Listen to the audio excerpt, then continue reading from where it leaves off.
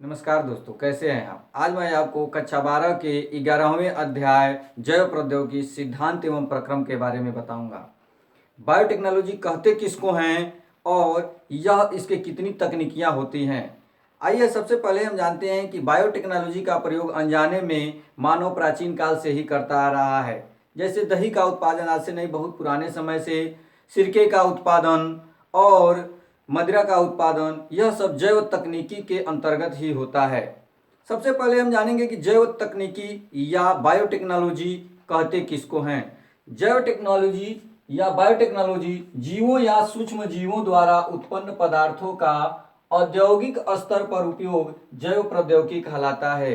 जीवों या सूक्ष्म जीवों द्वारा जो भी उत्पादन हो वह औद्योगिक स्तर पर जब किया जाता है या बड़े पैमाने पर किया जाता है तो उसे ही जैव प्रौद्योगिकी कहा जाता है।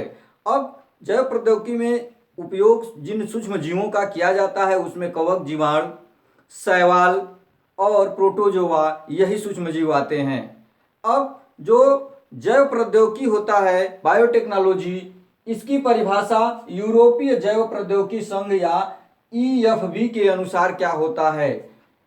यूरोपीय जैव प्रौद्योगिकी संघ अर्थात यूरोपियन फेडरेशन ऑफ बायोटेक्नोलॉजी के अनुसार जैव प्रौद्योगिकी नए उत्पादों तथा सेवाओं के लिए प्राकृतिक विज्ञान व जीव कोशिकाओं, अंगों तथा आणविक अनुरूपों का समायोजन जैव प्रौद्योगिकी कहा जाता है। आपसे पूछा जाए यूरोपीय यूनियन संघ के अनुसार, यूरोपीय संघ के अनुसार, जैव प्रौद्योगिकी संघ के अनुसार बायोटेक्नोलॉजी किसे कहते हैं तो आप इसको बताएंगे। अब इसके एग्जाम्पल जानते हैं कौन कौन होते हैं। बायोटेक्नोलॉजी का जो एग्जाम्पल होता है वह इन विट्रो या पात्र निषेचन द्वारा टेस्ट ट्यूब बेबी का निर्माण, DNA टीके का निर्माण, एल्कोहल का निर्माण, इष्ट कोशिकाओं द्वारा एल्कोहल का निर्माण जो होता है वह, ये सब जैव प्रौद्योगिकी के ही प्रोसेस हैं और जैव प्रौद्योगिकी के तहत ही होते हैं। जैव प्रौद्योगिकी के तहत बड़े पैमाने पर, इंडस्ट्रियल पैमाने पर कोई भी प्रोडक्शन किया जाता है। अब हम जानेंगे कि जो जैव प्रौद्योगिकी है वह कितनी तकनीकियों का प्रयोग किया जाता है। जैव प्रौद्योगिकी के विकास में योगदान में देखेंगे, जैव प्रौद्योगिकी के विकास में दो तकनीकियों का प्रयोग किया जाता है। पहली तकनीकी है आनुवांशिक अभियांत्रिकी और दूसरी है रासायनिक अभियांत्रिकी। आनुवांशिक अभियांत्रिकी को जेनेटिक इंजीनियरिंग या DNA पुनर्योगज तकनीकी और रासायनिक अभियांत्रिकी को केमिकल इंजीनियरिंग भी कहते हैं। बायोटेक्नोलॉजी का जो पहला तकनीकी है उसको हम लोग आनुवांशिक अभियांत्रिकी या जेनेटिक इंजीनियरिंग, इसी का एक और नाम है DNA पुनर्योगज तकनीकी या रिकॉम्बिनेंट टेक्निक। आइए जानते हैं इसका डिफिनीशन क्या होता है। DNA पुनर्योगज तकनीकी अर्थात इसका मतलब हुआ कि DNA को रिकॉम्बिनेंट अर्थात दोबारा जोड़ने की प्रक्रिया, यानी अवांछित गुणों को हटाकर अच्छे गुणों को प्रवेश करा के नए किस्म के जीवधारियों की उत्पत्ति जो की जाती है उसी टेक्निक को DNA पुनर्योगज टेक्निक कहते हैं। क्योंकि जो DNA होता है प्रत्येक जीवधारी के DNA में ही उसके लक्षण निहित होते हैं। इसका डिफिनीशन देखेंगे कि DNA की संरचना में आवश्यकता अनुसार फेरबदल करने की, DNA का जो स्ट्रक्चर होता है उसमें क्या करेंगे हम लोग अपने आवश्यकता अनुसार फेरबदल करने की जो वैज्ञानिक प्रक्रिया है, जो साइंटिफिक मेथड है, उसी को जीनी अभियांत्रिकी या रिकॉम्बिनेंट DNA तकनीकी कहते हैं। जीनी हेरफेर, ये शब्द आप लोग याद रखेंगे। जीनी हेरफेर को ही DNA पुनर्योगज तकनीकी या आनुवांशिक अभियांत्रिकी या जेनेटिक इंजीनियरिंग कहा जाता है। दूसरी जो तकनीकी है बायोटेक्नोलॉजी की वो भी बहुत महत्वपूर्ण तकनीकी है जिसे रासायनिक इंजीनियरिंग कहा जाता है। और इस तकनीकी द्वारा एंजाइमों का निर्माण, टीकों का निर्माण, एंटीबायोटिक्स दवाओं का निर्माण, ये सारी प्रक्रियाएं की जाती है। आइए इसका डिफिनेशन हम देखते हैं कि रासायनिक अभियांत्रिकी या केमिकल इंजीनियरिंग किसे कहते हैं। देखेंगे इसका डिफिनेशन, रोगाणु रहित वातावरण बना के ऐसा एटमॉस्फेयर बनाना है, वैज्ञानिक मेथड है यह, ऐसा एटमॉस्फेयर बनाना है जिसमें रोग के अणु न हो, रोगाणु न हो, यानी रोगाणु रहित वातावरण बनाकर केवल वांछित या उपयोगी सूक्ष्म जीवों में, जो उपयोगी सूक्ष्म जीव है, माइक्रो ऑर्गेनिज्म है, चाहे कवक है, शैवाल है, जीवाणु है, प्रोटोजोआ है, ऐसे सूक्ष्म जीवों में वृद्धि करके अधिक मात्रा में अर्थात इंडस्ट्रियल पैमाने पर बड़ी मात्रा में अधिक मात्रा में जैव प्रौद्योगिकी उत्पादों जैसे एंटीबायोटिक्स या प्रतिजैविकों, टीके, एंजाइम आदि का निर्माण करना ही रासायनिक अभियांत्रिकी या केमिकल इंजीनियरिंग कहलाता है। अब हम जानेंगे कि जो जीनी इंजीनियरिंग है या जेनेटिक इंजीनियरिंग है, इसका एम क्या है, उद्देश्य क्या है, किस उद्देश्य से ये वर्तमान समय में बहुत ही लाभदायक सिद्ध हो रहा है। सबसे पहला उद्देश्य इसका है डीएनए की मरम्मत करना, अर्थात कहीं से डीएनए के खंड टूटे हुए हैं तो उसकी मरम्मत करने का काम करता है यह आनुवांशिक अभियांत्रिकी के अंतर्गत। दूसरा उद्देश्य जो है यह कृत्रिम डीएनए का संश्लेषण करना, आर्टिफिशियल जो डीएनए होता है जो कृत्रिम रूप से निर्मित होता है, मानव निर्मित होता है, उनका संश्लेषण करने का काम किसके अंतर्गत होता है, तो रासायनिक आनुवांशिक अभियांत्रिकी के तहत। और अंतिम उद्देश्य है डीएनए से न्यूक्लियोटाइड्स को हटाकर, यानी जहां डीएनए में न्यूक्लियोटाइड्स जो होते हैं उनको हटाकर और उसके स्थान पर अच्छे गुणों को जोड़कर और नए जीवधारियों की उत्पत्ति करना, यह प्रमुख उद्देश्य होते हैं बायोटेक्नोलॉजी के, जैव प्रौद्योगिकी के दोनों तकनीकियों का। अब हम जानेंगे कि जो जेनेटिक इंजीनियरिंग है, आनुवांशिक अभियांत्रिकी है, उसके कौन कौन से उपकरण प्रयुक्त होते हैं। आनुवांशिक अभियांत्रिकी जो तकनीकी होते हैं इसमें कौन कौन से टूल्स लगते हैं उसके बारे में। सबसे जो पहला टूल्स होता है वो एंडोन्यूक्लिएज एंजाइम। एंडोन्यूक्लिएज एंजाइम जिसे आणविक कैंची या डीएनए कैंची भी कहा जाता है, जो डीएनए के खंडों को एक विशेष अनुक्रम या पैलिंड्रोम सीक्वेंस जिसको कहते हैं उस सीक्वेंस पे काटने का काम करता है।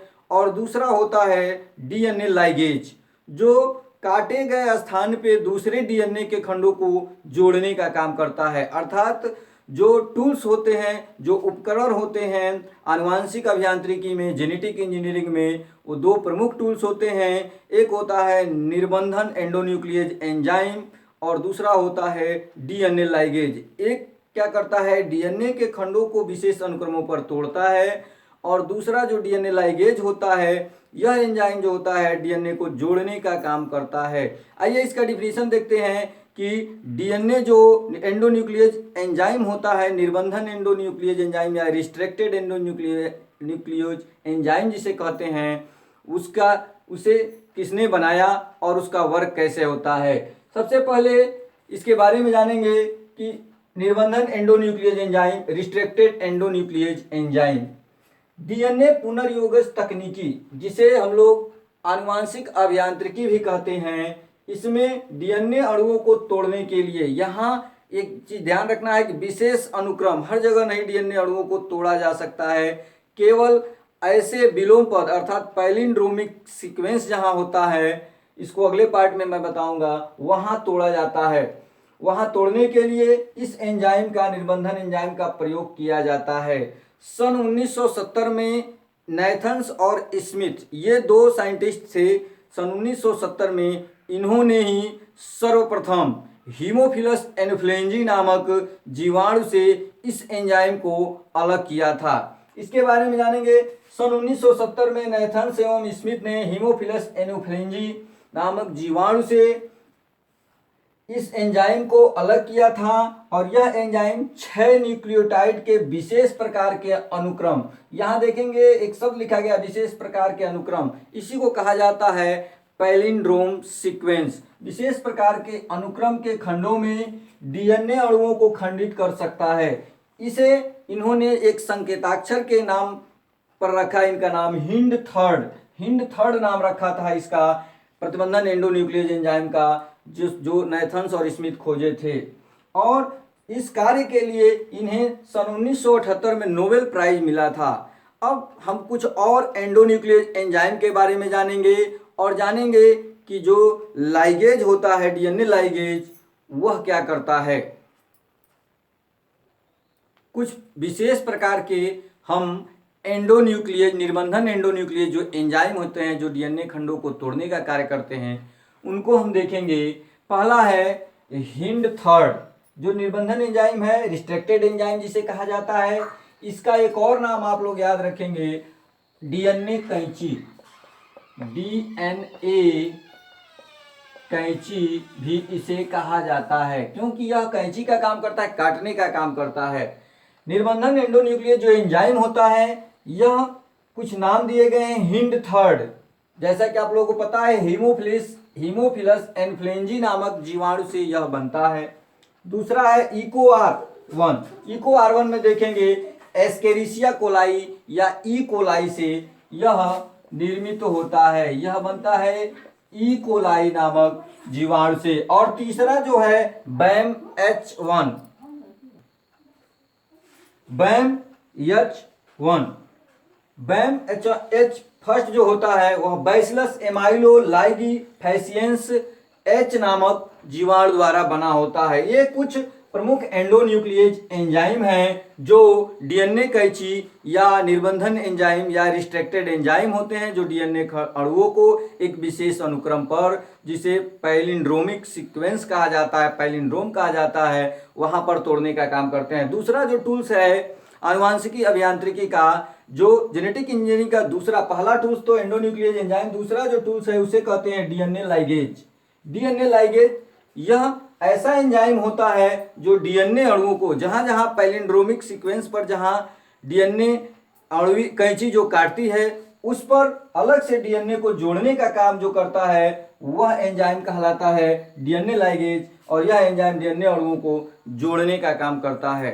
दोस्तों, अगर अपने अगले पार्ट में मैं जैव प्रौद्योगिकी की प्रक्रियाएं कैसे होती हैं, कैसे इसका प्रोसेस होता है, पैलिंड्रोमिक सीक्वेंस क्या होता है, कितने अनुक्रमों पर डीएनए को काटा जाता है, कैसे जोड़ा जाता है, इन सब के बारे में बताऊंगा। अगर वीडियो आपको अच्छा लगे, समझ में आए, तो लाइक शेयर सब्सक्राइब करना न भूलें। दोस्तों, अगर जो चीज़ें आपको समझ में न आए उसको कमेंट के माध्यम से जरूर बताएं।